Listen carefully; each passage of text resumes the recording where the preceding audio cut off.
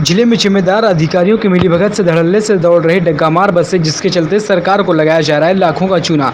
जिम्मेदार अधिकारी जानते हुए भी बन रहे हैं अनजान। आखिर इन पर कब कार्रवाई होगी?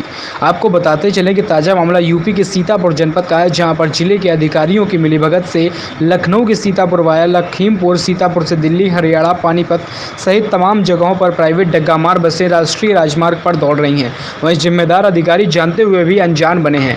मिली जानकारी के अनुसार राष्ट्रीय राजमार्ग और केवल रोडवेज बसों के अलावा कोई भी प्राइवेट बस न चलाए जाने की बात कही जा रही है, लेकिन जिम्मेदार अधिकारियों की मिलीभगत से प्राइवेट बसों का संचालन राष्ट्रीय राजमार्ग के धड़ल्ले से हो रहा है।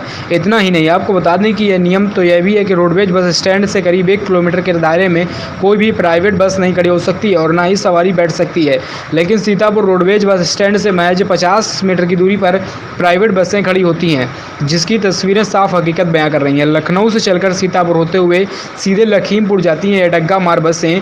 सूत्रों की माने तो सीतापुर बस स्टैंड पहुंचने से पहले उनके आदमी लगे हैं जो अपना काम करते रहते हैं, जिसके चलते अधिकारी जानते हुए भी अनजान बने हैं।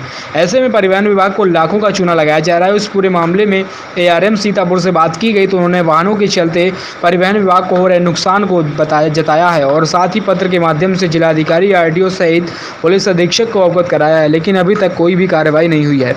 डग्गामार बसें लखनऊ से सीतापुर होते हुए लखीमपुर जाने वाली बसों व जिले से सीधे दिल्ली, हरियाणा, पानीपत तक बसें जाती हैं और राष्ट्रीय राजमार्ग पर कहीं ना कहीं सरकार के आदेशों की खुलेआम धज्जियां उड़ाई जा रही हैं और हर महीने लाखों रुपए का चूना भी लगाया जा रहा है। फिर जिम्मेदार अधिकारी चुप्पी साधे बैठे हैं।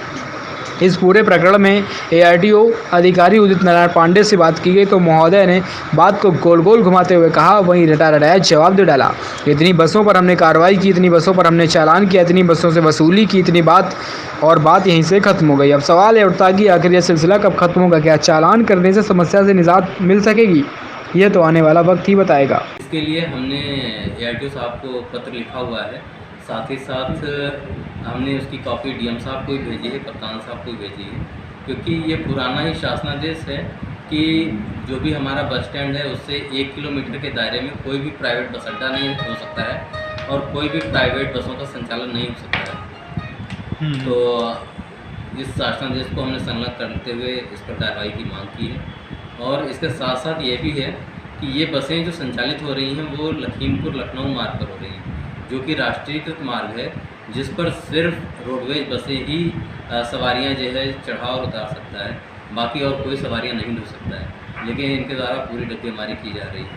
और अभी हाल ही में एआरटीओ साहब द्वारा कार्रवाई भी की गई है और मुझे उम्मीद है कि जल्दी ही इस पर नियंत्रण किया जाएगा। इसमें परिवहन विभाग का काफ़ी चूना लगाया जा रहा है, काफ़ी नुकसान हो रहा है। इससे काफ़ी एक तो ट्रेन भी चल गई है, उसके बाद हमारी बसें भी जो है काफ़ी संख्या में ट्रेन बंद होने पे जो लगी थी, तो अब सवारियों की कमी की वजह से जो है ये साथ साथ और भी उसमें हमारे लिए हानिकारक हो रहे हैं। तो अभी तो चूँकि हमारे किराए में भी अंतर है, हम लोग जो टैक्स दे रहे हैं वो भी हमारा ज़्यादा रहता है और हम लोग स्टेज वाइज में पर सीट के टैक्स दे रहे हैं, तो इसलिए हमारा किराया भी उनसे अधिक होता है, तो हमारे में सवारियाँ जाहिर सी बात है थोड़ी सी कम होती हैं। एज ए प्रवर्तन अधिकारी मेरे द्वारा समय समय पर चेकिंग की जाती है। मैं अगर अप्रैल से अब तक के आंकड़ों पर बात करूं तो 106 ऐसी बसों पर कार्रवाई हुई है जो परमिट शर्त का उल्लंघन करते हुए पाई गई हैं और 32 ऐसी बसों पर परमिट कैंसिलेशन के लिए भी सूचना मुख्यालय को भेजी गई है, जो लगातार ऑफेंस करते हुए पाई गई। समय समय पर बंद की जाती है, जुर्माना किया जाता है और ये कार्रवाई लगातार जारी है।